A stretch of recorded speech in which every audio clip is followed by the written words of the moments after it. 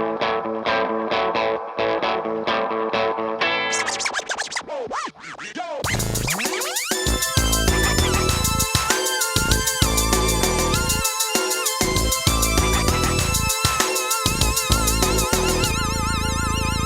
to How We Heard It, the podcast about music, pop culture, movies, and more, with your hosts Wayne Bledsoe and Chuck Campbell.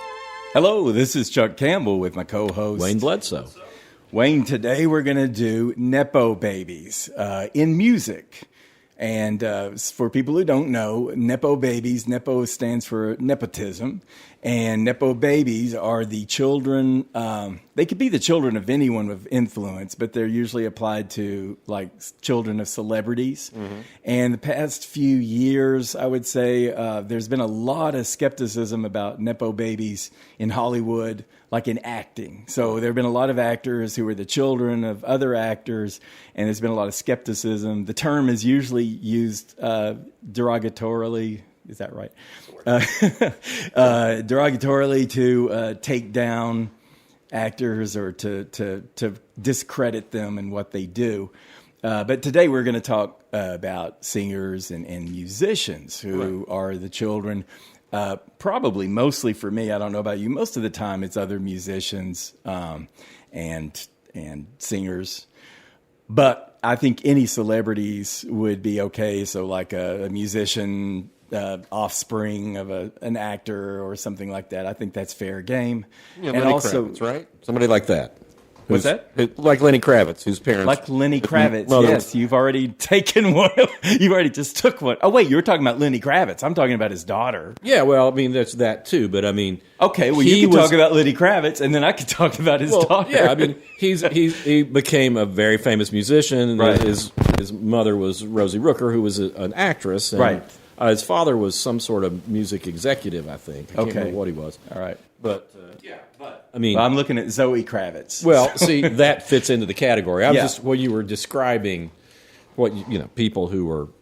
Well, I think anybody who's a celebrity who has pull, who has someone younger than them, like in their family, because we could go down the line with siblings or anything like that, and I even have some sibling groups that we might want to talk about. Yeah. So, anyway... I was thinking about this because I like to think about the things before we talk about it. And I thought, a good thing to do would be to have like a personal anecdote.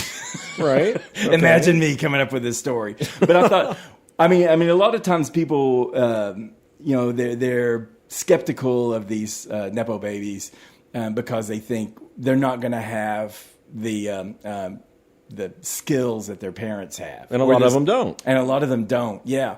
But I thought about it. I thought, my dad was an officer in the United States Air Force, and my mom was a realtor, and she created her own real estate agency back at a time when women didn't do that kind of thing. Right.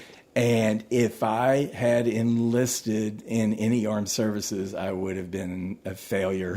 It's like I don't think I'd have that unquestioned authority, and that down the line. But worse than that, I know I could have never sold houses for a living or sold anything. I'm not a salesman at all either. So I don't think there's necessarily a genetic. I think if you're the son or daughter of someone who does something well, you probably have a higher disposition for having that skill, but you're certainly not guaranteed it. Well, and you're also compared to that person. You're compared. Well, yeah, I was going to get into that for advantages and disadvantages. But one other thing about this link, though, to my parents is my parents worked hard, and they worked for what they believed in, and they stood up for things they didn't believe in, and they had kind of a good ethic and all of that stuff. And those are skills that I think I did get from them. I learned those skills. I didn't have whatever creative thing that triggered them to be good in the military, be good at selling houses, but I learned from their behavior. And I think if your parents' behavior can be more influential on you than just their born skills. You know what I mean? Yeah, I think that's true. And I mean, I've interviewed lots of these folks, and you always have to find like a delicate way to ask them about their parents' influences because they don't want to be compared to their parents. Right. And usually I would say, well, when you grow up in such a creative house and you've got people who are renowned for what they do, how does that make you feel when you start making your own music? Right. And you have to be delicate with that because some of them want Right. as much distance between themselves and their parents as they can get. Yeah. And then some of them, they genuinely, if they're being honest, they love their parents and what their parents did, and they're influenced and encouraged to do that. yeah, but, I interviewed Jacob Dylan from the Wallflowers. And There's another one I was going to talk about. well, yeah, well, That's in the intro, and we'll just go right to the finale. Go ahead. well, you have this all I won't have put any out in your people mind. I know, always I said, know. to me, it's always a conversation. Yeah, I know. You have things, I'm you good have with more just notes. conversation too, but I have to have little things that I want to say if I can, and if they don't fit, I don't. But say. can you imagine being Jacob Dylan and No. writing your first No. song, No. and your dad is like considered the greatest songwriter maybe of all time, Right. and the way I talked with him about it is I said, well, did you get the feeling that your father ever tried to influence your musical tastes and what you were your music? And he said that it would only be like on trips. He would play music in the car, and he thought he was trying to impress that music on him. Okay. And Bob Dylan would play them for Jacob. Is Right. What you're saying. Okay. yeah, and Bob Dylan had a bunch of kids, and so Right. Jacob had plenty of siblings. But the cool thing about him, I think he's one of the few that really did it just right. Right. He doesn't sound anything like his dad. Nope. His songwriting is really not like his dad, except that, he's influenced like everybody in the world who writes songs is influenced course, by right. Bob Dylan. But he's not ever trying to copy him. No. Well, I'll say And his one music's thing. really good. Yeah. The Wallflowers had their splash and everything, and one thing I can say about Jacob Dylan is he got the looks and the voice his daddy didn't have. It's so at least he had that going for him. Yeah. But the songwriting, who would want to be a songwriter child of Bob Dylan? Right. Because those are some of the best songs Of all time. All time. I can't imagine what the pressure is like when you decide, okay, I want to try to do this myself, and you're always going to be compared to somebody who is considered the greatest of all time, Right. or at least the greatest of the 20th century. Right. Well, I dug into some other people, but first I want to talk about the advantages and the disadvantages of Nepo babies, okay? Because the advantages, there are a lot of obvious ones because, for one thing, they have connections. Right. They grew up in a home, and that's like the big stumbling block for a lot of creative people is that they don't have anyone to get to. Right. You could be the most talented writer or singer or artist or whatever, and if you're in Billings, Montana, and you don't know anybody, no one may ever see your art. It's like hard to get that out there. Right. Meanwhile, you musicians, especially those who are children of musicians, they had connections from their childhood. Mm-hmm. So that's definitely an advantage. They have connections, and they also have just all that knowledge of watching their parents and how their parents operated. Yes, access to knowledge, right. It's the best training of all. Yeah. It's just training, by experience. Right. You could go to music school and spend 20 years there and not learn what it would be like living with Bob Dylan for a year, Right. And you have access, you don't just have the connections, you have access to everything you need and all the networking and all of that. All the recording equipment. And you have financial advantages, Mm-hmm. which are not to be dismissed. Right. It's like economic privilege is so key because, well, it's key for anyone who comes from a family of money, because you don't like a lot of musicians who are starting out, they're working at Walmart, they're working in McDonald's, and they're just trying to do music on the side and in spare time. And if you come from a wealthy family, you don't have to do anything at all. Well, I think that's true in a lot of cases, most cases maybe. John Hyatt, great singer-songwriter, huge in Americana. His daughter Lily, one of the times I talked to her, she had to take a break from being a server to whatever restaurant she was working at. Right. And she's not as good as her dad is at songwriting, but Right. she's really good. Right. She got a lot of advantages, a lot of, inside stuff. But she still worked. Yeah, and she was still working a regular Was she working job. because she wanted to, or? Well, I think she's working like lots of young people. I mean, their parents don't just set them up. They may, Right. give them this or give them that, but they Right. expect them to work and make their own careers. And I think that's what she was doing. And that's one of the things I was talking about, like with my parents who worked hard and everything. If you have parents, and a lot of people who make it in any kind of, art field, they worked hard to get there. Yeah. The Meryl Streeps of the world, they had to put in all the groundwork. They had to do all that. So they'll likely have a strong work ethic that might pass on to their kids, or they might protect their kids from ever having to do anything, which is probably the worst thing they could do for them. But at least they will be modeling good behavior to make the most of yourself. And there's a lot of them who don't want their kids to go into the same field. There's some that didn't want them to, some that wanted to control it, some that just shrugged it off. I've got, kind of all the whole cornucopia of types of parents that some of these people had. But of course, there's interest when you're the child of a famous person. They have a fan base, and that fan base is going to likely be pulling for you, at least, and it's kind of the built-in hype. If you're a stranger coming out with a new album, so what? You're a stranger. I don't know you. But if you're Bob Dylan's kid, if you're, then there's built-in interest in whatever you do. Yeah, and some of it's interesting because, I think of somebody like Adam Cohen, who is Leonard Cohen's son. Mm-hmm. And I'm not a big fan of his music. I think he's okay. Right. But you have this giant up here, as far as songwriting goes, that, I'm not sure that being Leonard Cohen's son helped Adam Cohen. Right. Maybe those two and there are things that you disadvantages. said. Yeah. That you're taking me right to the disadvantages. One, there's a skeptical base of people who will never buy it from you. They'll never believe that you're anything but a fraud. They'll think that you were just propped up, that you were just like handed this career, and you jumped over all these people who busted their butts to try to be a good actor, a good singer, or whatever. And so you've got an automatic group of people who will always dispel anything you've done or discredit anything you've done, and they're hard. They'll be harder to win over than if it was a stranger trying to win them over, right? Well, one of the big examples for me on this, and it's interesting because there's two. Ravi Shankar had Anushka Shankar, who plays sitar like he did and grew up with him, and then you have Norah Jones, who was here in America, and when she first came out, she never said anything about that. Her dad was Ravi Shankar. Right. And then it she came took out. the name Norah Jones. Yeah. And her style was completely different. Yeah.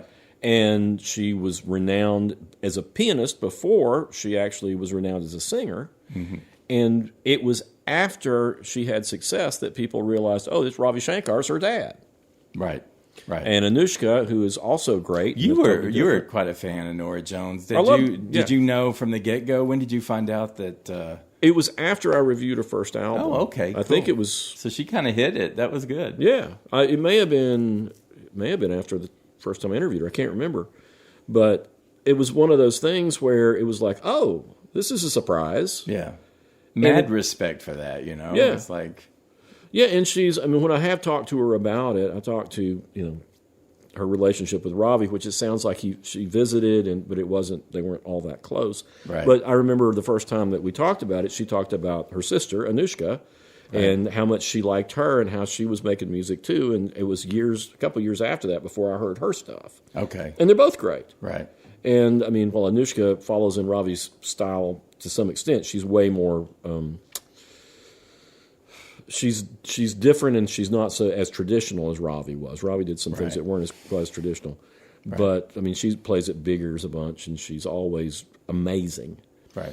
But I just like the fact that you have these two siblings, half siblings anyway, that they really kind of. Anushka might not have made it on her own as far as the general public, but how many people are out there listening to Ravi Shankar in the U.S. anyway? Probably more and more. Probably more and more, but he wasn't a huge star, and I think that's a big thing. Right. If they're not like just a household word, then they have an advantage. Of they're not completely, always compared to their parent. Right. But both of them are great, and I mean, I love them. You know how much I love Nora. You always give them the Yes. Yes, I've had fun with that, actually. Yeah. And I do think she's talented, but She was just what we needed when she came along. okay.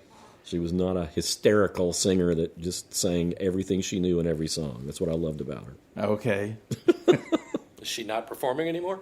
No, she's still performing. I'm just, this is, I mean... Speaking of her in the past tense. Well, I mean, I'm speaking of her, and, back in the times I was interviewing her, and, I mean, when she was, for a short period of time, the biggest thing out there.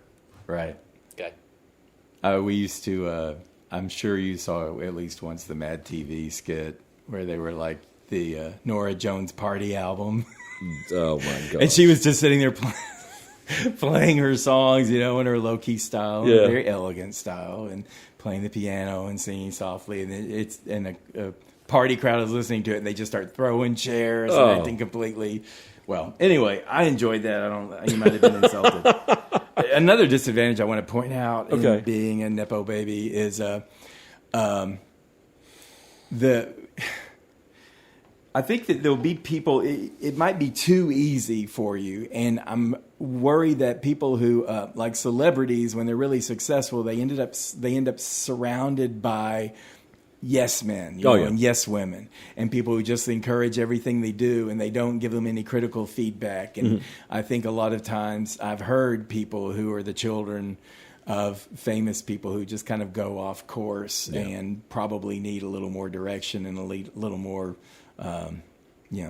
drive and to pay attention and not just be encouraged to do every single thing they think about doing, because that doesn't always work. And I've got a couple of examples of that. Go ahead. I want to hear them. Oh, you want to hear examples? Yeah. Oh, wait a minute, Wayne, I'm not on that page. What are you doing? Okay, I'm going to say Willow Smith then. I'm going to mark these out. This isn't going to come out the way I planned this. Oh, no. Of course it's not. But Willow Smith, of course, is the daughter of Will Smith and Jada Pinkett. Right. And her brother, Jaden Smith, he's kind of dabbled in music. Willow Smith, her first song was when she was 10 years old. I toss my hair around. Yeah, whip my hair. Whip my hair back and forth. Whip my hair back and forth, right? And it's basically a novelty song. Right. And why you would want to do that to a 10-year-old, I don't know. But that's put her behind the 8 ball, really, to try to establish a music career.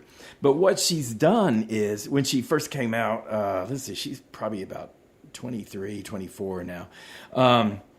She came out as a serious artist, like more like 18 or something. She had a few years to get away from the hair song, and she was sort of like a neo soul kind of folk type singer. And I was really excited about it when I heard that. I was like, oh, great, because I mean, Will Smith did rap, but that was not like his big thing, and Jada wasn't musical at all. And Jaden did something with Justin Bieber and whatever, but he's kind of leaning more toward acting. Yeah. And it sounded like Willow was really invested in being a music artist. And she showed a promising start. I didn't think it was great. I thought some of her lyrics were a little whatever, but for her age and everything, I thought she's showing a lot of promise. But since then, she has zigged and zagged, and just kind of like whatever the flavor of the moment is, that's going to be what her next album is. And I've become less and less convinced, not that she doesn't have talent, but that she just doesn't have direction. Right. And her last, I think her last album from a year or two ago, maybe, it was really more like a punk type sound. Mm-hmm. And I saw her performing live, and it was just, she was going through the motions of what she thought it should look like to be a punk singer. Yeah. But it was sterile, and there was just no authenticity to it at all. And I thought, this young woman has a lot of talent, but no one's saying, hey, you can't do this. Yeah. You're not good at this. Let's backtrack to where you were getting started and what you were doing well then. So I feel like she can't possibly be surrounded by honest, good musicians giving her advice. Yeah, they're probably afraid they'll get slapped. Yeah, well, they might get slapped, and maybe that's the problem. It all comes back to that slap again. But anyway, I thought I had her under a category of problematic in that she's got a lot of potential, I believe. I think that somewhere in all there, she's got a good artist in her, but she can't just bounce around from thing to thing. Yeah, I mean, I kind of just, that level, I kind of just sort of dismiss. Because I don't think they're going to go on and do anything great. I mean, there's lots of people. I mean, Stephen Stills' son, Chris Stills, is like, I mean, they plays backup and stuff now. He released an album. There's tons of, all these different people, and that their parents are musicians. They'll use them on their albums, and, other people use them. And they become good musicians, but not great artists particularly. Right.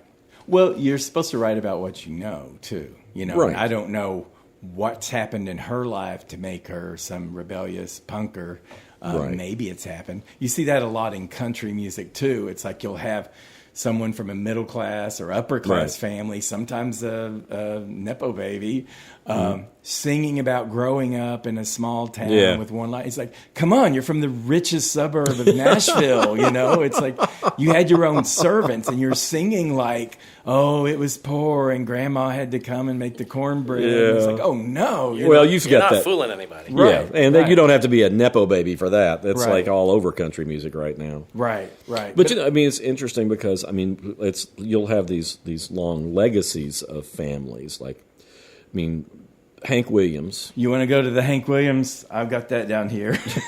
If you want to go through that whole line, let's just get that out of the way. Okay, well, you're kind of in it because you've got Hank Williams, who begat Hank Williams Jr. Yes, who his early stuff was just imitating his dad, and then it's because his mom made him do yeah, his mom who couldn't carry a tune in a bucket and was a terrible singer, but she just forced him to be that thing. Basically, a Hank Williams tribute. Right. And then he started doing his own stuff, and it was pretty good. Oh.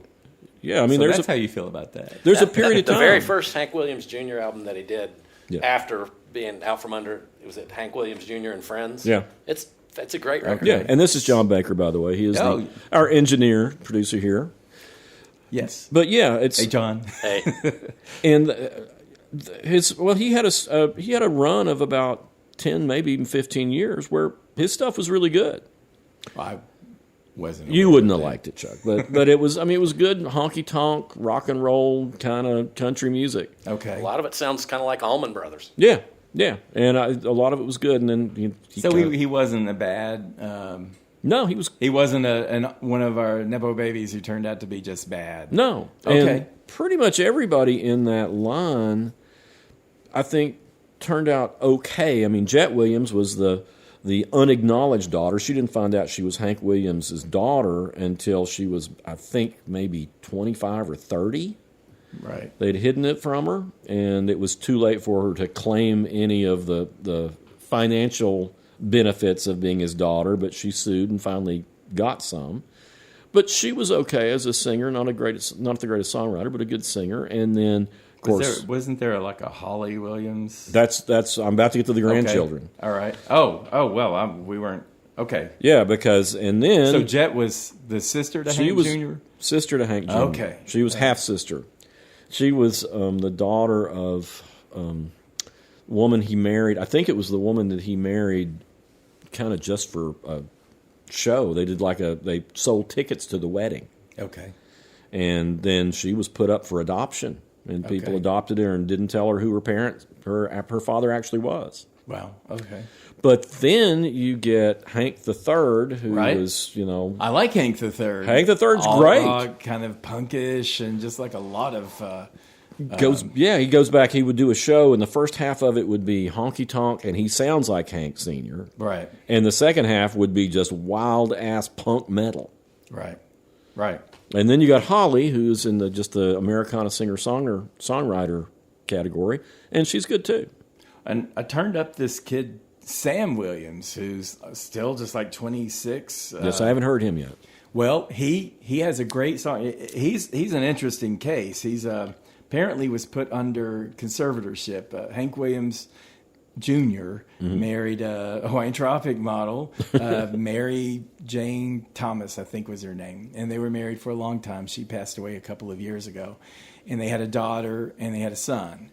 And the daughter, I think her name is Katie, was a couple of years older than Sam, the son. And she was killed in a car wreck. and then, like I say, Mary Jane died also. Uh-huh. And Sam was put into a conservatorship and trying to get out of he was like really traumatized by what happened to his sister and Right. I guess his mother also. And he's also gay. And I saw, I think People magazine or someone like that interviewed him, and he thought about the identity was,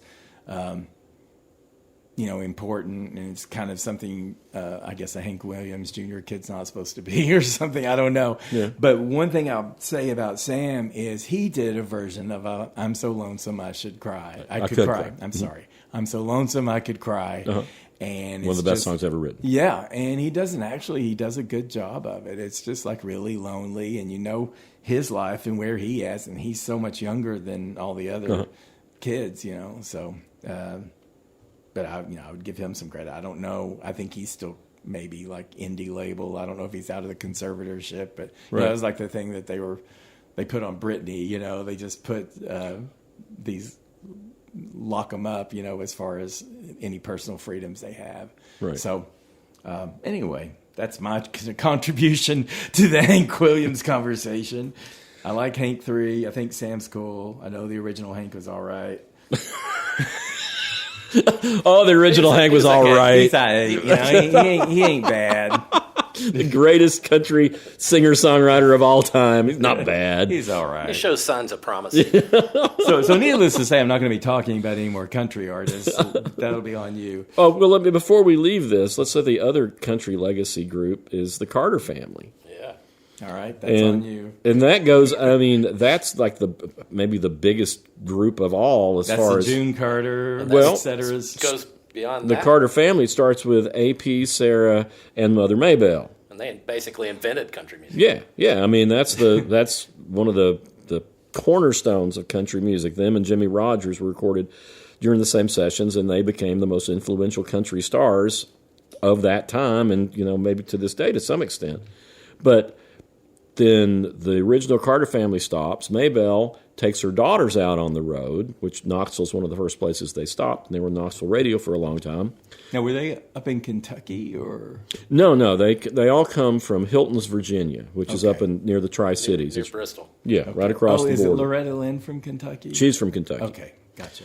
But the Carter family is from right across the border in Virginia, right at the line at Tennessee. And Maybelle decided she wanted to keep performing, so she took her daughters out, which was Helen, Anita, and June. And of course, everybody knows June because she married Johnny Cash. But they were all good singers. Mm-hmm.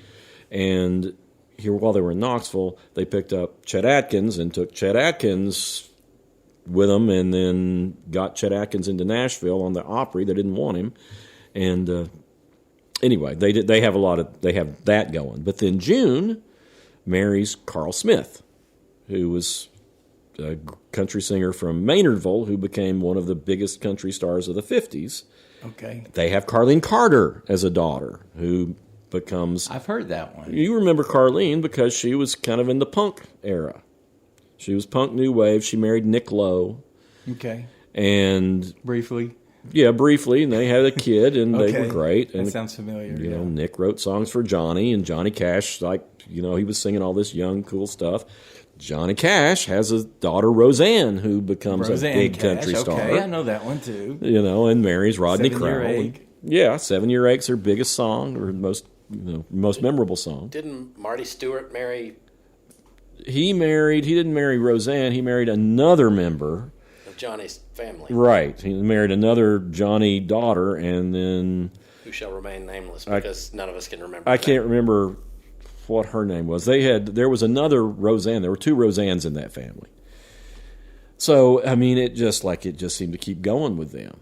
Now, Dina Carter is no relation? No. Okay. No, Dina Carter she's actually kind of a Nepo baby, too, because Dina Carter is the daughter of Fred Carter, who was a Nashville session musician. He's the guy who plays guitar on The Boxer by Simon & Garfunkel. Okay. So you hear that guitar, that's Fred Carter. All right. That's Dina Carter's dad. Okay. All right. So anyway, you've got that line that just keeps on going. And I mean, I don't know if Roseanne's had a kid or Carlene's. I mean, actually, I take it back. Carlene did have a daughter that started in the music, and I interviewed her one time when I met both Carlene and June. Okay. And I don't think she kept up with it. Okay. Anyway, I digressed. Sorry. Well, there's the Carter clan. That's the Carter We're out clan. of It's time all now, everybody. I actually do have another country one I want to throw Really? out there. Oh, yeah, Miley Cyrus. Well, she's not exactly country now. The sweet daughter of Billy Ray Cyrus, Who was not really country either. No, he had that country novelty song. That's really all I know him for is "Achy Breaky Heart." He had a couple other minor hits, but But that's what he's best known for. And she's also the goddaughter of Dolly Parton, which is probably an even better influence for Miley. And Dolly Miley had sisters who went into music, but go ahead. Who? What? Dolly has sisters who went into music. Oh God, yeah. But go okay, ahead. you want to do the Parton clan? Go right on to Miley Cyrus. Okay, all right. So yeah, Miley. Let's freshen it up here. So Miley, Billy Ray Cyrus's daughter, and she did kind of a logical thing. She was on the Disney Channel as Hannah Montana for like 5 years. I think she was like 13 or something like that when she started it. The Miley Cyrus character was like these two characters, one who was a singer, and then one was who's just this girl who hung around with her friends, blah, blah, blah. She had hits, in this little cheesy kind of teen-oriented, preteen-oriented caricature. Then she became an adult and left that channel, and she kind of went wild, and she went through a bunch of stylistic changes. And although it could have been a Willow Smith situation, she's made the right calls. Yeah. And I don't know if it's because she's surrounded by the right people. I don't know if her dad's an influence on her or what happened, but she's made the right calls. She's found the right niche. I think she's got this real kind of nostalgic thing about her. Lately she's been looking like something from the 80s, with the blown hair and all that stuff. And she's been embracing like 80s, rock and pop.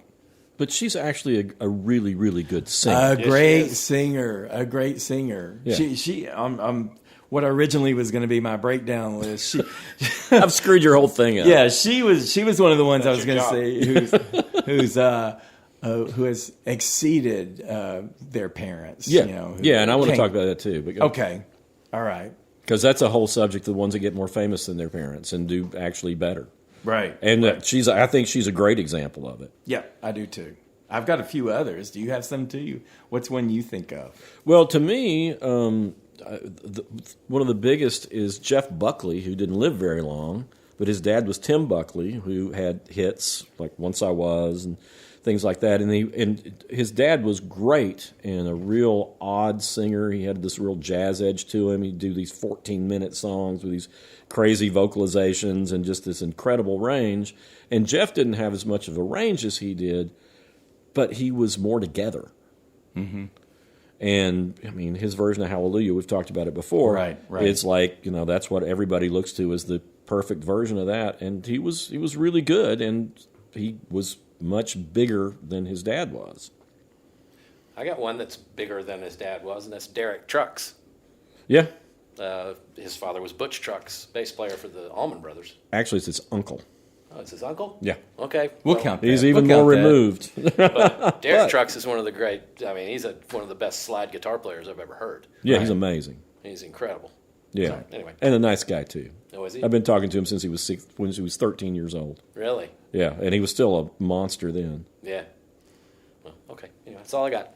Well, I'll jump over to Enrique Iglesias. Julio Iglesias was a real groundbreaker for Latin music, Spanish, or he was from Spain, Right. In America, and it was at a time when America wasn't really open to that. But they certainly were open to him, and he had an endearing personality, and so he broke a lot of ground for Enrique and Ricky Martin and Shakira and a whole lot of Latin performers to come. And Enrique, as an artist, I think certainly more polished than his dad, and had sweeping success. I think it's kind of a push because Julio was such a cultural phenomenon, Right? And you would see him as just the celebrities of the day, and there was a whole celebrity type culture back then where you would have things like Match Game or celebrity, Olympics and stuff like that. And Julio, anyway, I think Enrique has he's almost 50 now.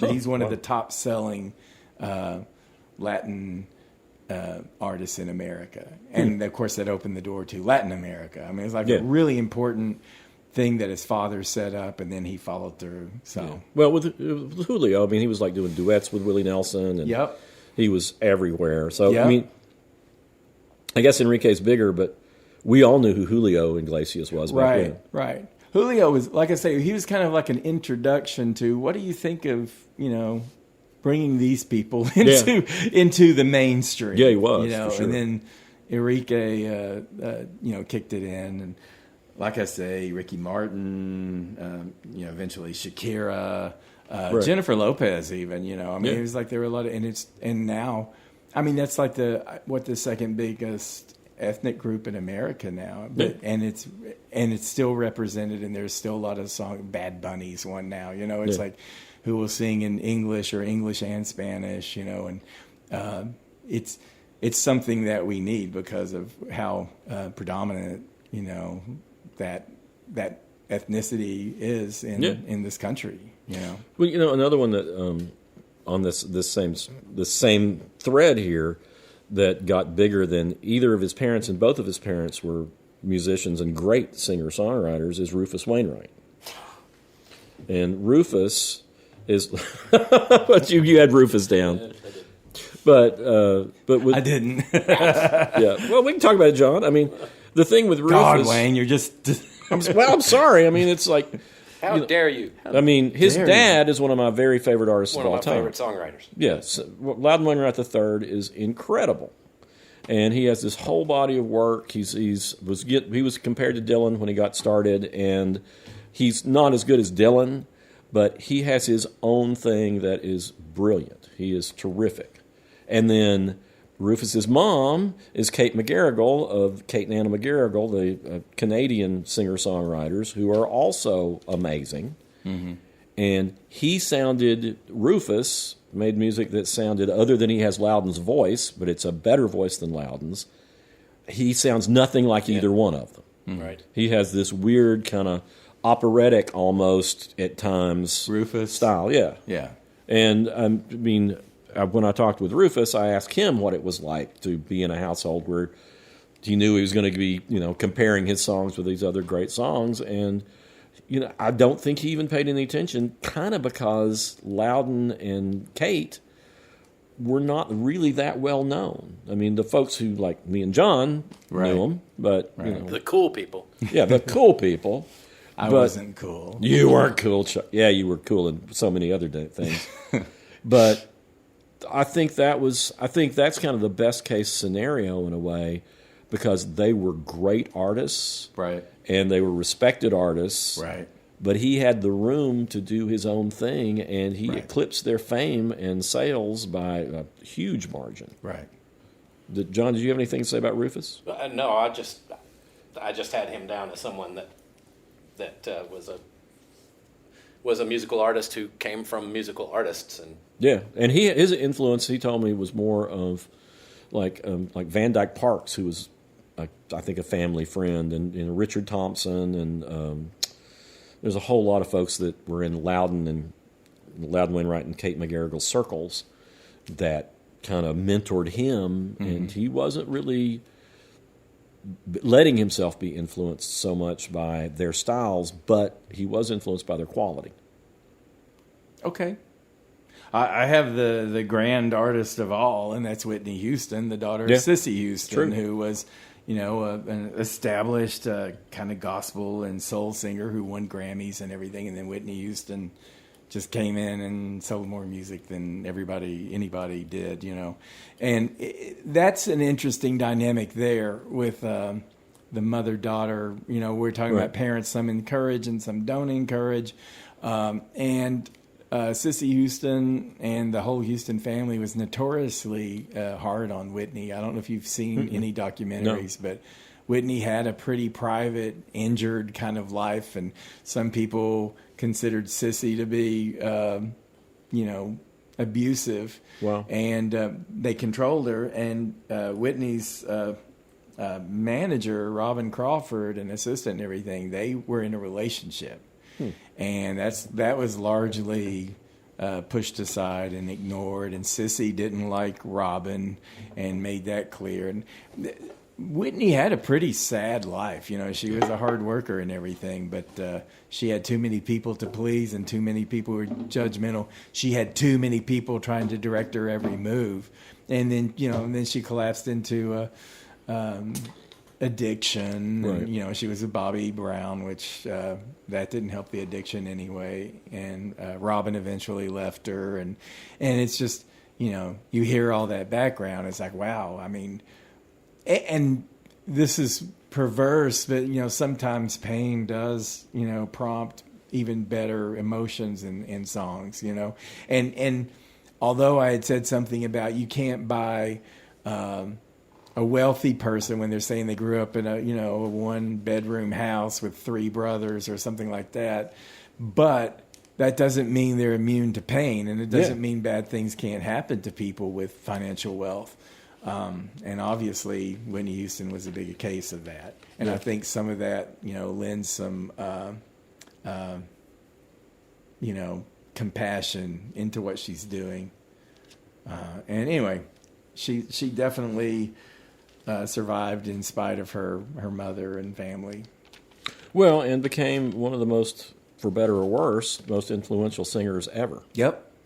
I mean, I think, and we've talked about it before, I think she influenced, I think she had one of the best voices, the most vocal instruments that I've ever heard. Right.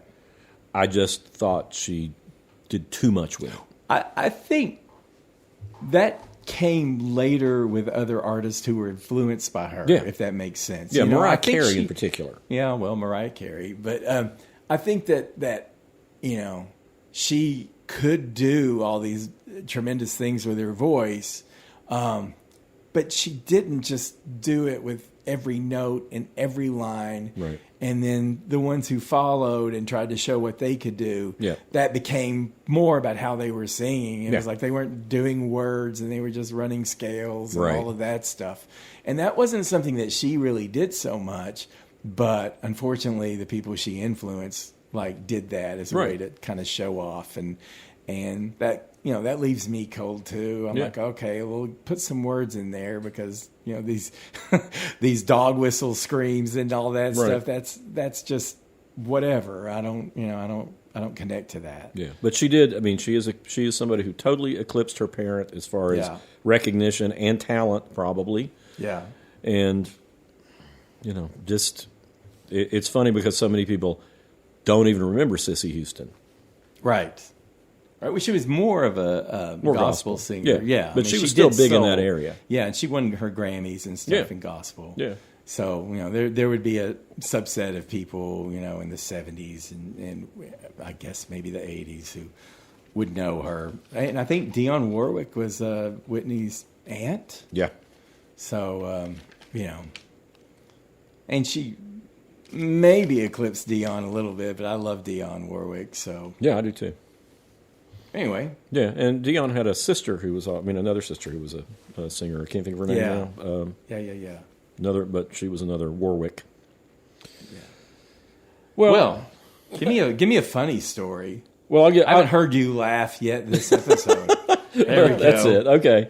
All right. I'm gonna really mess you up here, Chuck. Oh, I don't need that. Yeah, I am, because I was thinking about this, and I think the first musical Nepo person or people that we know of goes all the way back to Bach. Oh my God. Well, this is you're going to think this is kind of fun, because Johann Sebastian Bach, and who knew he would be a hair metal singer later, but he had 20 children, and tons of them became composers as well. And when you hear a piece by Bach, sometimes it's by Johann Sebastian Bach, sometimes it's by Carl Philipp Emanuel Bach, who was one of his kids. Some of it is Johann Christian Bach. He named like 5 of his kids Johann. How egotistical do you have to be to have 20 kids and name 5 boys Johann? Is it not Tyson? Who is it who named all of his kids? George Foreman. Is it George? Yeah, they're all named George. Yeah. So there you go. Bach is what do George Bach Foreman and before. Foreman have in common? Yeah, but did Bach have a grill? Bach did not have a grill. But J.C. Bach, Johann Christian Bach, was like one of Mozart's teachers. And then you've got Johann Christoph Friedrich, J.C.F. Bach. JFC. And then you have William Friederman Bach, and they were all respected composers. I was, This is what you took notes on. because I it was can't. like, I never see you with notes. well, I couldn't keep up with all that dang Bachs. I mean, but I can't believe he didn't have a WTF Bach. William Tyler Frederick Bach. Yeah, well, and then PDQ Bach knows how to. Peter Schickele parodied all the Bachs by creating PDQ Bach, which of course stands for pretty damn quick. And he was really great. Yeah, I like the WTF Bach, I think. But yeah, so there you have that. Who knew? Right. I bet they were really popular on social media. Oh yeah. Social media was very big back then. Such as it was in 1700. Yeah. Especially on TikTok. They sound like a TikTok family. Yeah. Well, I've got a twofer that I can't believe neither one of you hit on. All right. Okay. Julian Lennon Oh yeah. Well, okay. and Sean Ono Lennon. Yeah. And I remember when the song Velat came out. Right. And it's obvious they went out of their way to make him sound just like John Lennon. Yeah. I just remember being really excited, thinking, wow, it sounds just like John Lennon. Yeah. But I think in the long run, Sean Ono Lennon is the real musical talent. Yeah. He's way more interesting for sure. He has there's one band of his, Ghost of a Saber-Toothed Tiger. It was really, really good band, and he's also a noted producer. He produced Chibo Mato and others as well. But I think he's a real musical talent. Yeah, and hangs with weird people like weird musicians. I mean, I like him a lot, but Les Claypool and all these other folks like that. Did either one of you have Lennon? Yeah, I had. We had talked about. Okay.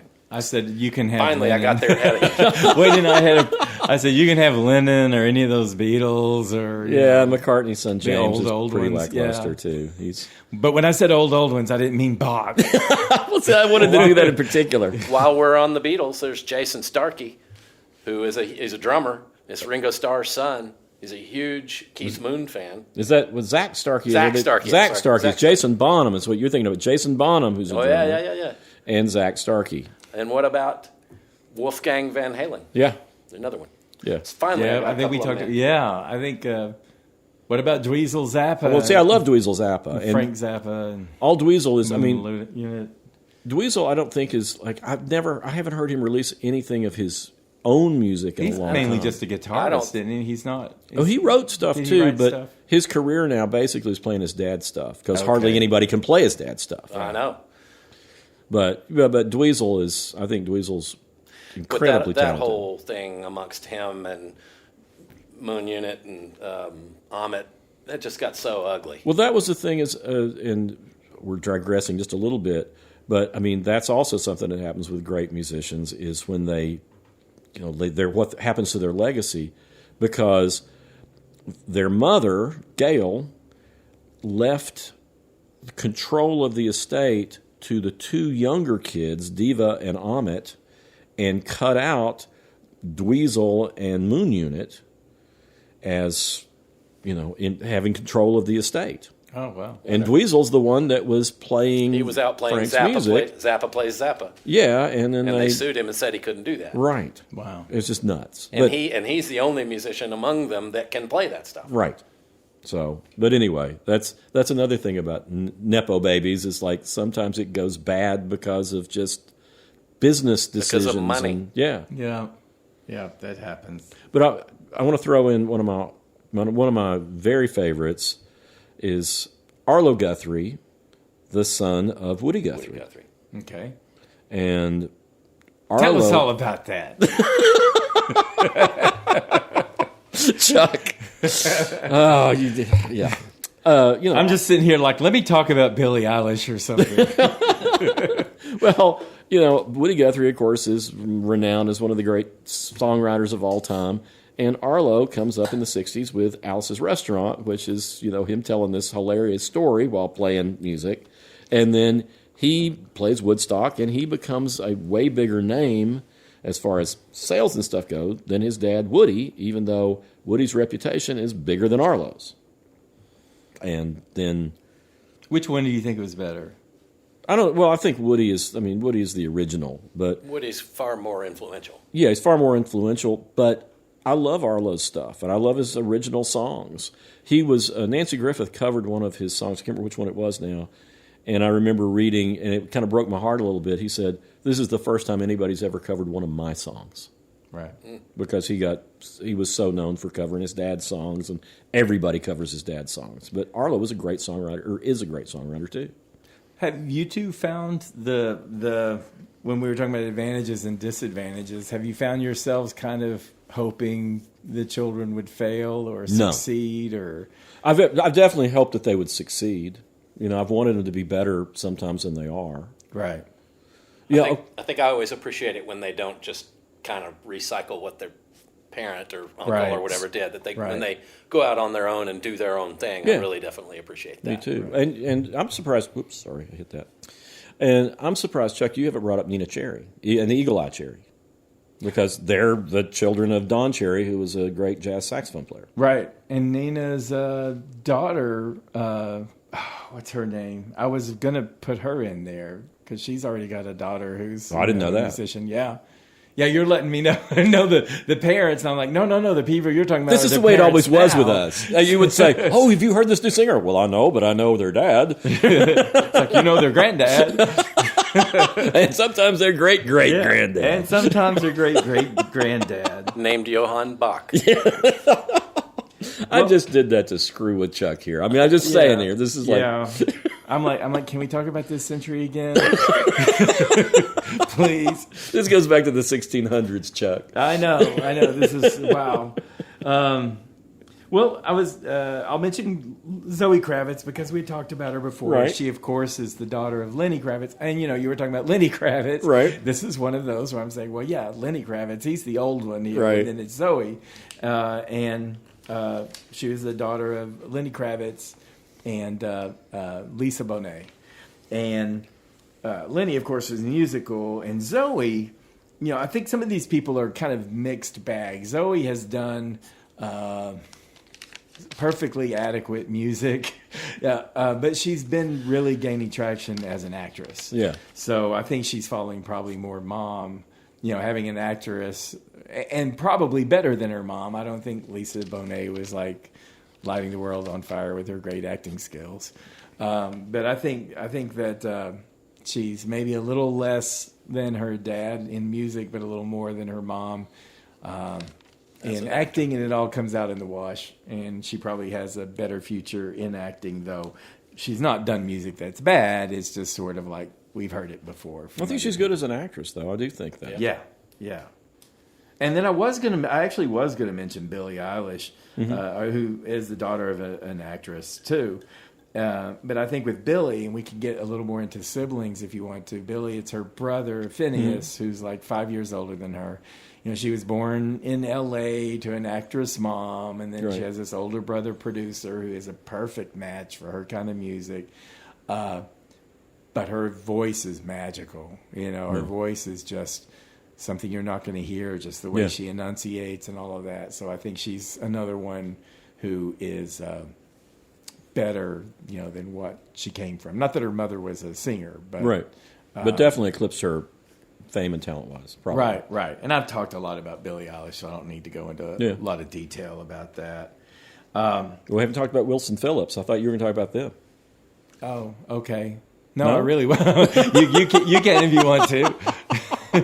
Well, they didn't eclipse their parents. I don't. No, they didn't. But they had some hits, and they were, it was Was it 2 Phillips and 1 Wilson, or the other way around? 2 Wilsons and 1 Phillips. 2 Wilsons and 1 Phillips. Yeah. What does that get you today? Gallon of gas. No, Yeah. I mean, they were good. I like that, the vocal, and they had good vocals, and they had good harmonies, and they had a good little spell, Right. on the pop charts, and And these are the daughters of Brian Wilson, Brian of Wilson, the Beach China Boys, Phillips. and No. John Phillips. No, China Phillips is the daughter. Yeah, right. China Phillips' daughter, John Phillips of the Mamas and the Papas. Right. Yeah. Well, why haven't we talked about all those Michael Jackson siblings? Oh yeah, well, I mean, I think the only one that really, really counts, because they all started at the same time, is Janet. Right, and Janet was younger. Right. The thing there is that Michael was the youngest. He was the youngest in the Jackson 5. Right.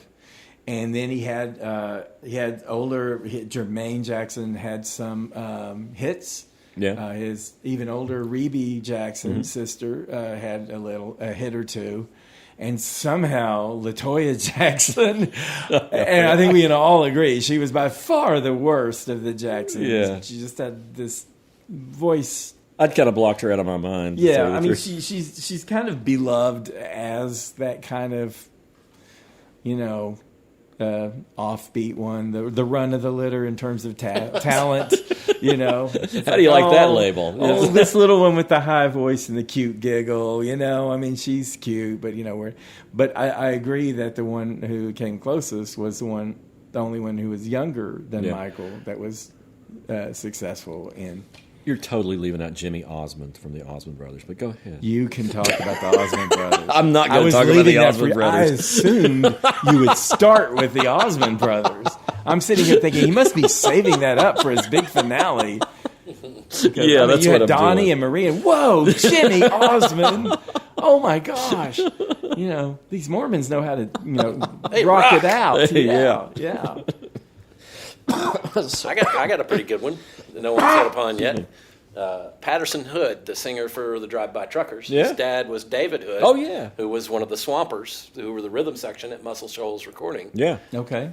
I mean, David Hood, he was a performer in the studio, but he didn't Right. tour. Patterson Hood, obviously, the Drive-By Truckers play all over the world. So in terms of performance, Patterson Hood is out. Well, live performance. Again, I don't know. Yeah. But, man, Muscle Shoals was a huge influence on so many people. Right. Yeah, and David Hood played on all So many hits. sorts of hits. Yeah, it's amazing. So But Patterson's great. I love is. Patterson. Well, I'm going to pivot to a couple of women who have failed to meet the status of their mothers. Failed to meet expectations. Failed to meet expectations. And their mothers, Annie Lennox, her daughter Lola Lennox. I saw an interview with Annie Lennox where they said, "Oh, were you telling her don't do this, and were you telling her don't try to go into music and blah blah blah?" And she was just total Annie Lennox. It's like it's not my part to tell her what to Right. do or what not to do. I wasn't going to discourage her. This was something she decided she was going to do, and Lola Lennox, she's done pop music for a few years, I think since about 2000. And it's kind of that, British UK kind of pop that adults like too. We're not the same here in America. It's like you hit a certain age and you have to change out what your music tastes are. And pop music is kind of embraced by older generations in Europe more so than here. And Lola Lennox does have a good voice, and the songs are perfectly fine. But you think of Annie Lennox and her work with Eurythmics, and it's like, wow, that's really iconic. And And her stuff afterwards. It's just as good. And her solo stuff, and just her voice, and of course Dave Stewart's production and everything, and the innovation, so. I think she had to edge into doing that, and she probably knew best she could hope for would be like maybe skim some people from her generation Right. to showing new, and it was fine. Right. And then The ultimate insult. fine. Fine. Yeah, it was just fine. I don't Damning know. with fate and praise. Yeah, and I don't even know if I can say fine for Lourdes Ciccone, Madonna's daughter. The oldest daughter, she went into fashion, which seemed to suit her because she's very attractive as a model and as a fashion designer. And then she started doing music. And what I read is they kind of let her do whatever she wanted to begin with. Like she was taking ballet lessons at age 3, you know. But apparently Madonna was like, no, I don't want you to be one of these people. I don't want you to deal with being a famous person and what all I had to do. So it seems like Lourdes had to push harder, and she's just so anonymous and so unremarkable apart from her looks. And she even did a video that infuriated me when I first saw it because I thought, what the hell? But Madonna had a video. I think William Orbitz was the producer, and it was for Frozen. And that was, I believe, on the Ray of Light album. And it's this real, atmospheric kind of soundscape.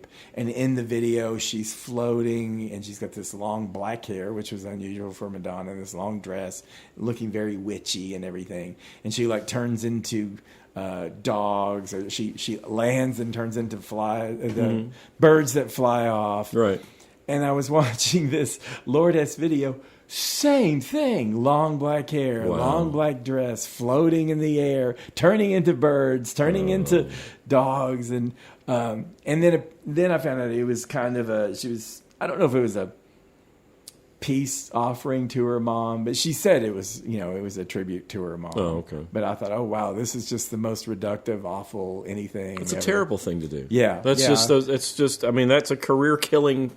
Yeah, well, and she's really never really gotten traction as a singer, and fortunately she's got modeling and such to fall back on. Yeah, well, that's because other than that, she probably doesn't have two panties to rub together. Well, I want to throw That's out. right. I just want to throw out some names that we haven't talked about yet that made dents. Nancy Sinatra and Frank Sinatra Jr. Nancy Sinatra had hits. Frank Sinatra Jr. did not, and had a. Oh yeah, Frank Sinatra Jr. was kind of just a facsimile of his dad, right? Yeah, that's what they were marketing him as, and that's what he wound up doing. I talked to him many years ago. It was not a couple of years before he died, and he was doing his dad's music with Nelson Riddle arrangements, and I mean his voice is similar, and he was okay. I mean, Nancy had a legitimate career. Of course, she sang a duet, had a hit with her dad, with Something Stupid. Which, I mean, that's the name of the song. That's not the name of the song. And it was stupid. Sort of a cell-phone. And, of course, Natalie Cole had a big career. Yeah. Her dad was Nat King That's Cole. a good one. Yeah, and she was good. Yeah. I mean... And she had that weird duet with him after he died. I hated that. I mean, what do you think about that? I despise duets with dead people. Yeah, I don't like that, No, just don't. And we're moving It's ghoulish. Yeah, it seems like we're moving to where that's going to be more and more common. Oh, yeah, well, holograms and Tupac. You're going to you're going to be hearing tons of... Well, I want a Tupac Notorious B.I.G. duet. We can do that. We can make that happen now. Yeah. But I think that AI is going to make that so much worse with dead people singing new songs that I don't want to hear. Right. It's infuriating. Right. Then another one is Ziggy Marley. Oh, yeah. Well, there's a bunch of Marleys. There's tons of Marleys. And then, Junior Gong. Yeah. Yeah. And Stephen. Yeah. And then... And he had a lot of kids. Yeah, well, and gosh, so many of these. I don't know. Fela Kuti's kids, I think he had like 200 kids or something. Doesn't surprise me. God. I've seen Seyun and... How do you have time for music? Yeah, I know. It's like... and Vo Farkatula Toure, who's Ali Farkatoure's son. Say that 3 times in a row. I can't. I couldn't say it once. I nearly got us thrown off the air just trying to say it once. But did you see the sign? Yeah, see the sign. Look at the sign, Wayne. Chuck has a sign for me to not cuss. Yeah, with specific words. Farka. No. Yeah. And then one more I want to bring up before actually 2 more real quick I want to bring up. The whole Marsalis family. Wynton Marsalis, Brandon Marsalis, Ellis Marsalis, the dad. I have interviewed all those guys, and they are all super musicians, super smart, Explain what they do for people who don't know them. Jazz, well, yeah, they're like. trumpet. Are they mostly horns or? Yeah, mostly. Well, Ellis was a pianist. Okay. And, of course, Winton is the trumpet player. Branford's a sax player. Delfeo, I can't remember what Delfeo's main instrument was. But the whole family is musical, and they're great. And, super nice people. And I think they kind of did it the right way as far as, Winton and Branford were out there at the same time. Delfeo was younger. But they made their own marks and really didn't rely on their more famous. I mean, Winton's the most famous of them, but didn't rely on his fame so much because they already had that talent. Mm-hmm. So you got the Marsalises. You got Justin Townes Earle, who was Steve Earle's son, and he wrote very different types of songs than his dad, even though it was in the same style. But Justin is probably not as good a song, or was not as good a songwriter as his dad. But he was a really good, legitimate songwriter, too. Some of his stuff is great. Okay. And he died a few years ago. Okay. And actually, Steve Earle, his dad, did a tribute album where he just recorded his son's songs. Okay. Which I thought that was, that was a pretty good thing to do. They had a fairly strained relationship, didn't Very strained. I talked with Justin. Well, I've talked with both of them many, many times. And Steve wouldn't really talk about Justin, but Justin would talk about Steve. And it was very strained. Okay. I want to talk about the future with somebody here. Oh, okay. Blue Ivy Carter. She is the daughter of Beyonce and Jay-Z. If there's any music royalty, it's Blue Ivy Carter. Uh-huh. Her parents are two of the most successful musicians. Individually, they're billionaires. Right. She's only 12. And they have been propping her up. I hope this is like, what she wants to do, and they're doing this cautiously and all, but she has, like, Jay-Z actually recorded her when she was 2 days old and put some of her vocals onto his song so that she would be the youngest vocalist ever to be in, like, a top 40 song. And Beyonce has. Give me a break. I want to ask you what you think about this. And Beyonce has used her vocals, and Blue Ivy is wherever Beyonce goes, and she's kind of a little fashionista herself. And I think they are trying to prime her for a music career, which they can guarantee will work with all of their money and influence, and trickery and all that stuff. Yeah, you can produce anybody. Right. But the question is, I'm real worried about her and where she's going to go. I mean, with Willow Smith, at least she took a break after that novelty song. I mean, she was kind of an adult, but I don't know. What do you think of like I say, she's royalty. She's the daughter of two of the biggest music stars of the last, few decades. It sounds like a terrible idea to me. I know it sounds like a disaster. Yeah, and I think it's unfair. I mean, I think you need to let your kids choose what they want to do instead of molding them. I agree. Right. And I think it's a recipe for disaster. Right. I mean, maybe not musically because they can make her sound like whatever. Right. But just for your own self-esteem. How do you feel like you've accomplished anything when you've been set up all this time? She's just too old too young to make those kinds of decisions. Yeah. All of these other parents, even Whitney Houston's mother, they were trying to show restraint and let their kids kind of be their own artists and everything. And I wonder if, and maybe this isn't fair to say, but it almost looks like Blue Ivy is just a prop. Yeah. By her parents. Sometime we should do a podcast on child stars. Music stars. I mean, there's plenty of things about movie stars, but there have been tons of child stars through the years, and their experiences are different than movie stars, but they have a lot of the similar things too. And I think, Blue Ivy and Willow Smith and Jaden Smith and people like that. I mean, I always, when they were getting so much criticism, Willow and Jaden Smith, I could do nothing but feel sorry for them because it's like, these kids are growing up in public in the worst way, and people are, adult journalists are writing about them and all the stupid stuff that they say. Like every kid says something stupid, right? And this this situation sounds like it's going to be that times that 20. much worse. Yeah, that much worse. And then, of course, whatever Kim and Kanye produce, just like, Oh, for goodness what sakes. kind of disaster could that be? I mean, I think the Smith kids, I think they have an interest. They want to do this. Right. Maybe they're not getting the guidance they could. I think Willow Smith at least does have some basic Willow talents. Smith's an adult, though, isn't she? And she's an adult now. Yeah. I mean, they had 12 her years do- old is not 10 years old is when not she an was adult, yeah. and she's been running the circuit with her mom. She's like all the award shows. She's sitting there, and she's a style icon, and she's an influencer. Who are And we talking about? we're talking about Blue Ivy Carter. I'm Okay, sorry. okay.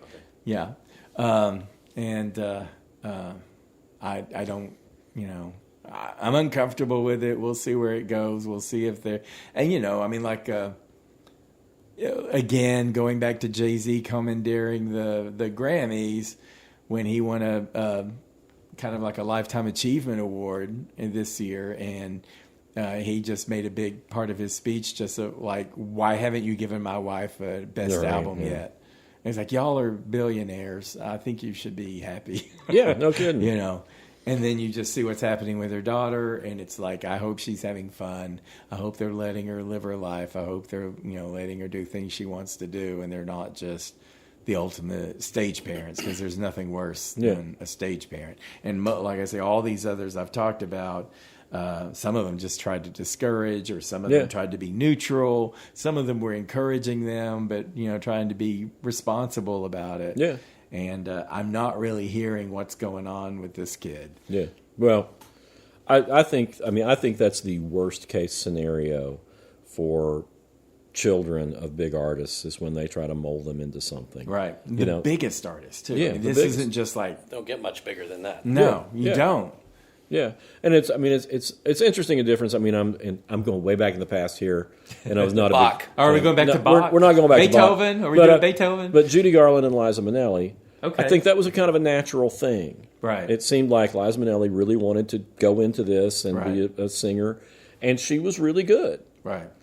But I think even though she had the advantage of having a parent who was, had substance abuse and all sorts of other things going on at the time, but I think That was something else she inherited. yeah, it was. But I think that was a situation where it's like, this is kind of natural. Right. Because she obviously wanted to do it. Right. But when people are molding their kids into doing something like that, I think it's terrible. And that's just what it looks like. Well, I that's don't when know the that. parent. I'm sorry. Go ahead. No, yeah, I don't know that's what it is for a fact, but that's what it looks like, and it's been going on for a while, and the kid is so young. I don't feel like these were her aspirations. Yes, that's really. terrible. I just hate seeing like a parent whose maybe career is not what it used to be, trying to force their child to. Right. Yeah. They're Right. living vicariously through their child. Yeah. And I know that they know that. I mean, there's a lot of goodwill possible following from both Jay-Z and Beyonce Right. that would get behind Blue Ivy, so she wouldn't be an abject failure. And there are a lot of people who are ready to take her down no matter what she does. And I mean, but it's just too much for that age, right. And when you get to the end of it and you look back and say, oh, well, everybody wants to say, I did this myself. Right. How's she going to be able to say No, that? she can't. No, this isn't her vision. Yeah. None of this That's is terrible. her vision, Well, are you ready to go on to recommendations? Yeah. Talked a long time. I have one more Nepo. What? Okay. On the newest Crowded House album, Neil Finn, who's a fantastic songwriter in Right. Crowded House, his son Liam and his son Elroy are playing. Liam has established a really nice career as a pop songwriter himself. He's put out 3 or 4 albums of his own. I didn't know that. So Yeah. there's cool. one. Cool. For the Crowded House gang. There you go. All right. Recommendations. Go ahead, Chuck. All right, I'm going to recommend someone I've mentioned before a few times, and that's Lily Allen. And the reason I'm recommending her this week is that her mother and her uncle and her brother, I believe it is, are all actors. They're all big actors. And Lily Allen, is a British singer, pop singer, songwriter. Right. And, she was first known as bratty kind of stuff with Smile and that F.U. song that she wrote for George Bush. And, just kind of, what? What?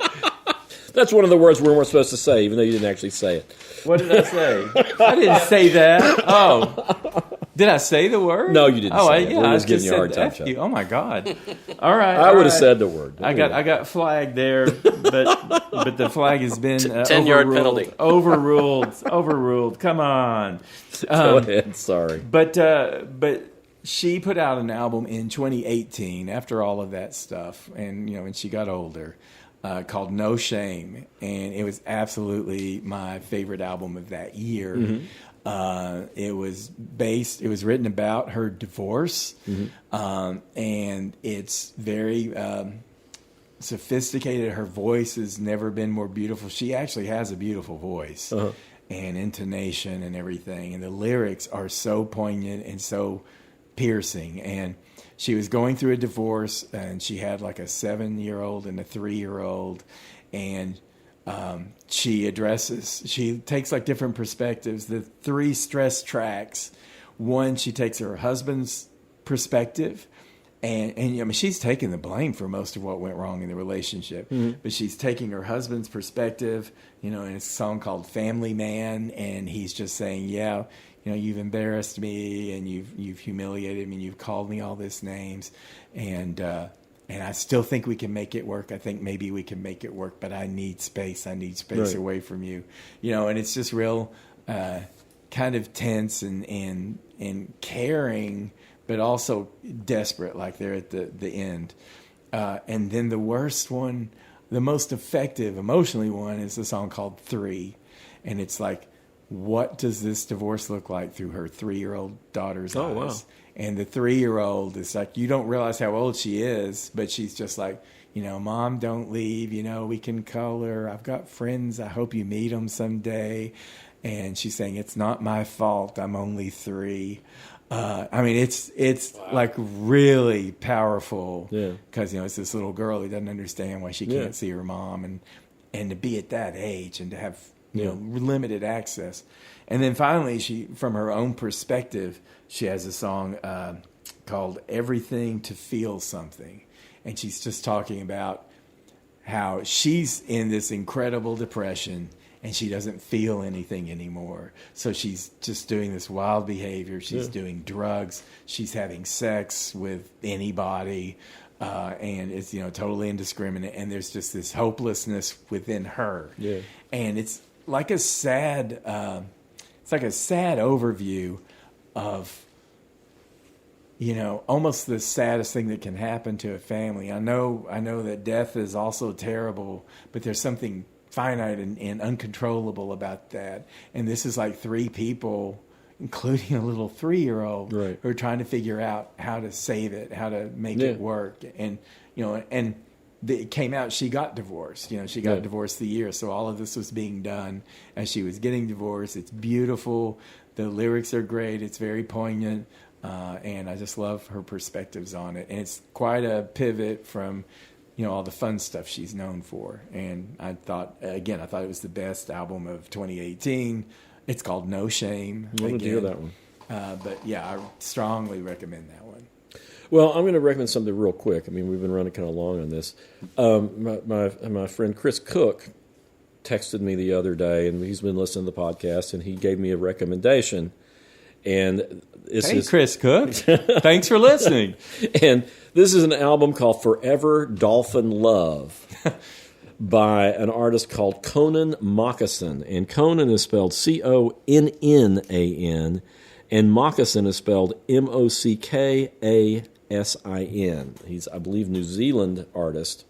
And this album sounds like a combination, to me anyway, of King Gizzard and the Lizard Wizard. And of course. How can you say what they sound like? Because every album is completely different. Yeah, well, but that's kind of the way this is too. It's like there's like psychedelia, there's folk, but it's a combination of that and Daniel Johnston, the outsider artist. What's the name of the album again? It's Forever Dolphin Love by Conan Moccasin. And Chris, I haven't listened to all the rest of this guy's albums, but this album is just like so much fun and out there, and John will love it. I think you would like it, Chuck. But it's one of those things where you're listening to it, and this is a little bit off, but it's a little bit off in just the right way. So everybody give it a check it out, because this came out in 2011. Okay. And I'd never heard of this artist, and I'm digging it. All right. John, you got one? Yeah, there's just been a new album released by the Portland, Oregon band Bledsoe. Oh, yeah. And the new album is entitled Hundreds of Thousands. It's kind of a slow burn, but it's wormed its way into my consciousness. But their whole discography is worth listening to. They're kind of folk, kind of jammy, but also really pop. Yeah. They write really great lyrics that tell interesting stories, and so Blitzen Trapper from Blitzen Trapper. Blitzen Trapper from Portland, Oregon. And it's a new album. It's brand new. Just came out like 2024. a couple of weeks ago. But they've been around for a while. Okay. Yeah, they have. Yeah. All right. You got a movie? Do I have? Okay. How we saw it. Yes. So what I'm going to do is, I don't know who's seen this. I get the impression not enough people have seen this. It's a TV show, and it's called Coupling, and it's from the BBC. And it came out in the early 2000s. And have you seen it? I've heard of it. I don't think I've seen it. It's so funny. It's just so good. It's like 3 men and 3 women, and they're all like 30-something. Unlike Friends, that has not once ever made me laugh I ever. hate Friends. Not a single time have I laughed like at Friends. Friends. Okay, Oh, I well, couldn't this stand is it. even better because it's a little more sophisticated, and it's so much better thought out, and so much great character development. But it's still wacky and bawdy, and kind of raunchy and everything. But they're British, so they sound smarter than but just the paranoia things that they go through, and the filming is real interesting, because you'll see something happen from a man's point of view, and then you'll see that same thing happening from the woman's point of view, and sometimes you'll have like this filming where it's simultaneous of what these two characters are doing. There's like just all some of the characters are outrageous and some are more normal, and they interdate with each other, but they date a lot of other people. Some of the funniest things I can't tell you about it, but it's on Peacock and it's on Amazon. And it was 4 seasons. You want to see the first 3 seasons, because this character Jeff was in it. Uh-huh. The Jeff guy kicked out on season 4. He quit on his own, and they replaced him with another guy. But the dynamic... They didn't just call him Jeff and like in Bewitched. Yeah, they didn't just bring in another guy and call him Jeff. Call him the same guy. No. Yeah, it was something else, and he was like a cousin, a similar character. But I just really identify and love all of these characters and their interactions and their picadillos and what bothers them and how they can be irrational about stuff.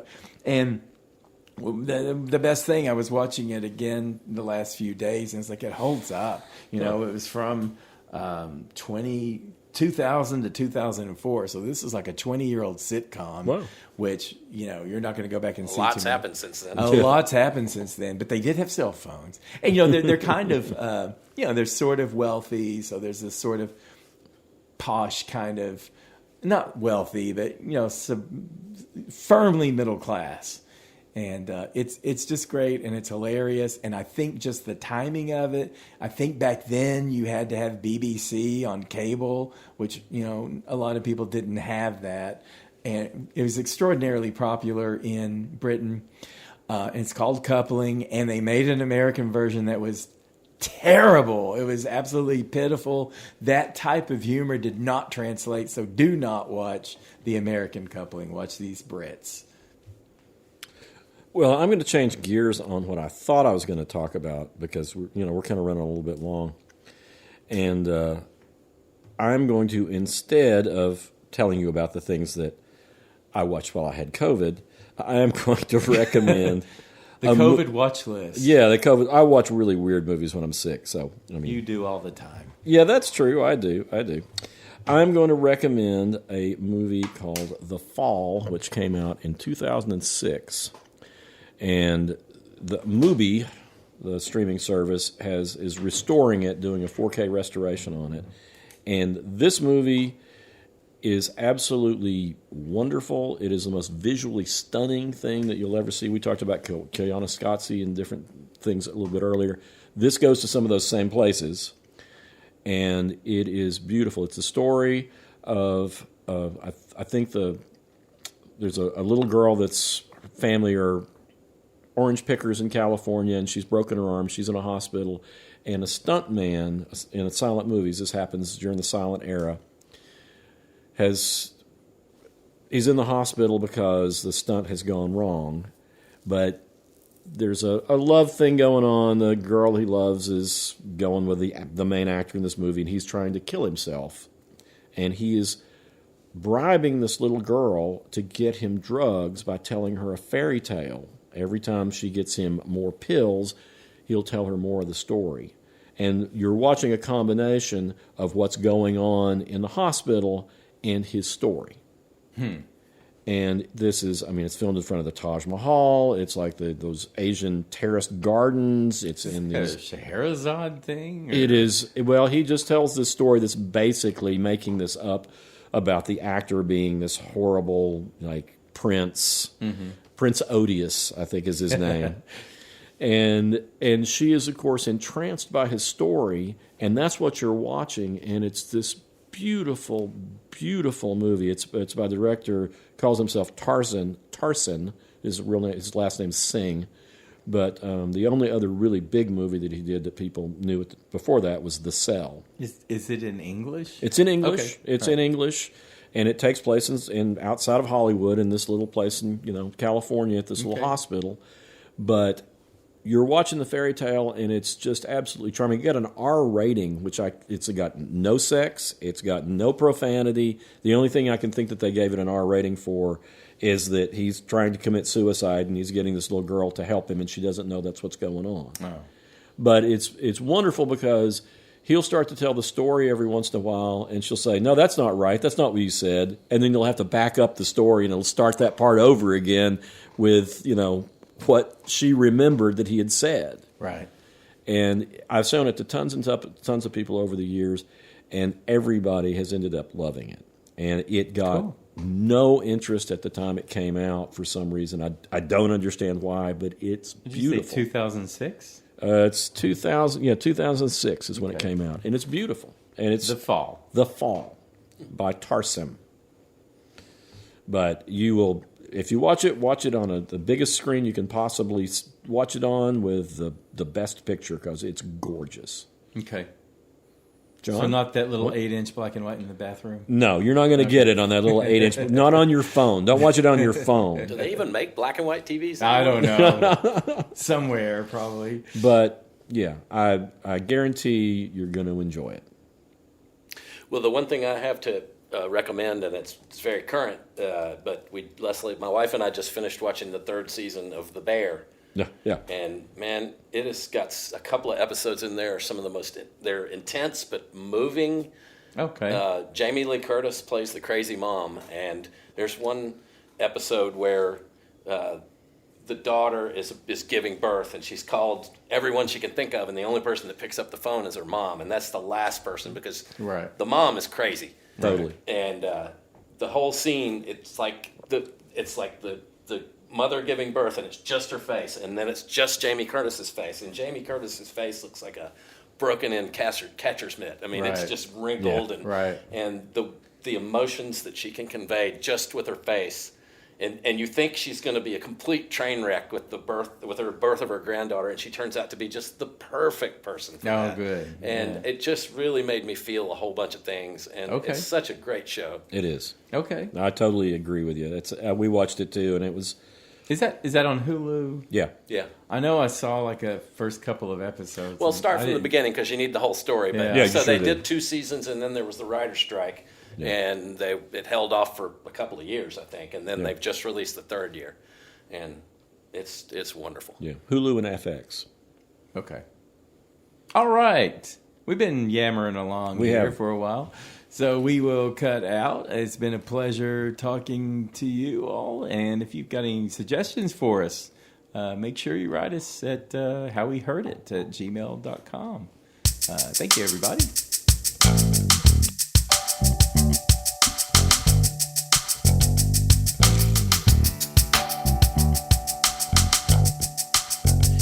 You've been listening to How We Heard It with Chuck Campbell and Wayne Bledsoe, a podcast about music, art, culture, movies, whatever they want to talk about. How We Heard It was recorded in Knoxville, Tennessee at the Arbor Studio by John Baker. If you believe you've been abducted by aliens during the listening to this podcast, we take no responsibility for that. How We Heard It is a Tear Owl production, and if you'd like to reach out to Chuck or Wayne, send an email to howweheardit@gmail.com. Come on back next week and we'll have another show for you.